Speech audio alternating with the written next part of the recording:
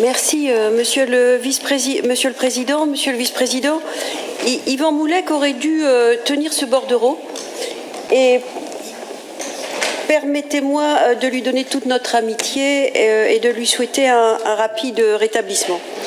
Le titre du bordereau, Monsieur le Vice-président, dit tout. Il ne s'agit pas d'un plan de sauvegarde, il ne s'agit pas d'un plan de continuité ou de préservation, mais d'un plan de réappropriation.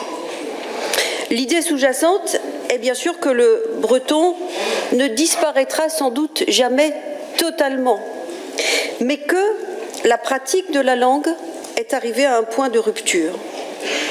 Le pourcentage de brittophones chez les moins de 60 ans est devenu significativement faible et parmi les langues régionales de France métropolitaine, le breton est l'une de celles qui auront connu l'évolution la plus défavorable avec des variations locales. Entre les années 40 et 60, il ne faut en général qu'une dizaine d'années pour passer d'une classe d'âge presque entièrement brittophone à une autre entièrement francophone. Je me permets, ma grand-mère ne parlait que le breton, ma mère ne connaissait que le breton lorsqu'elle est entrée à l'école pour apprendre le français, et moi, je ne connais que le français, même si, comme on dit, on ne me vendrait pas en breton. Si nous ne voulons donc pas que le breton ne devienne une ornementation folklorique, destinée à apaiser les ardeurs de certains et alimenter les fantasmes des autres, il faut en effet impérativement trouver les voies et les moyens qui replacent la pratique de la langue.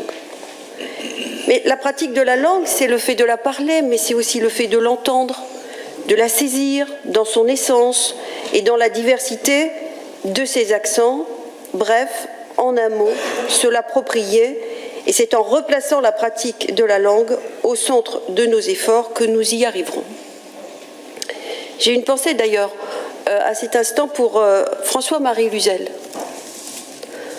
Barstré Germarplich, qui en 1888 s'adressait à Ernest Renan pour appuyer son ami Anatole Le Braz parce qu'il voulait enseigner le breton au lycée de Quimper en dehors des heures de cours, en dehors de toute indemnité, simplement pour apprendre des poésies, pour apprendre des chansons bretonnes. Donc l'histoire ne date pas d'aujourd'hui et montre bien que c'est aussi un état d'esprit.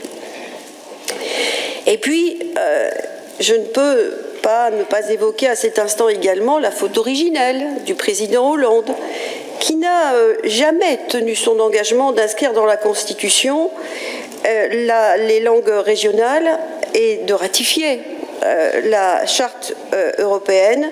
Ce renoncement discret en 2013 a fait beaucoup de mal.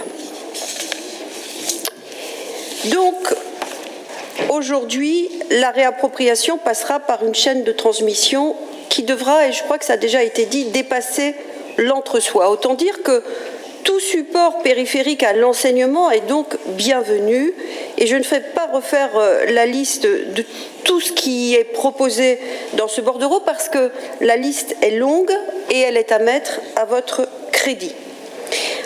En revanche, évidemment, il faudra avoir de la vigilance sur les engagements de l'État, au point même où il faudra sans doute un plan B pour imaginer se substituer, même temporairement, pour ne pas créer justement ce vide qui casserait en quelque sorte le fil. Et puis, exigence pour les bilans, qu'en effet, nous n'avons pas tout à fait au niveau qu'il faudrait avoir.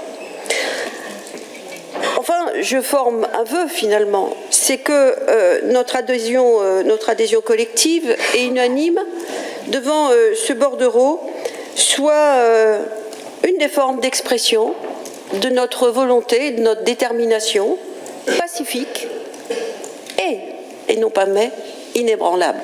Je vous remercie. Merci à vous. La parole à Stéphanie Stoll.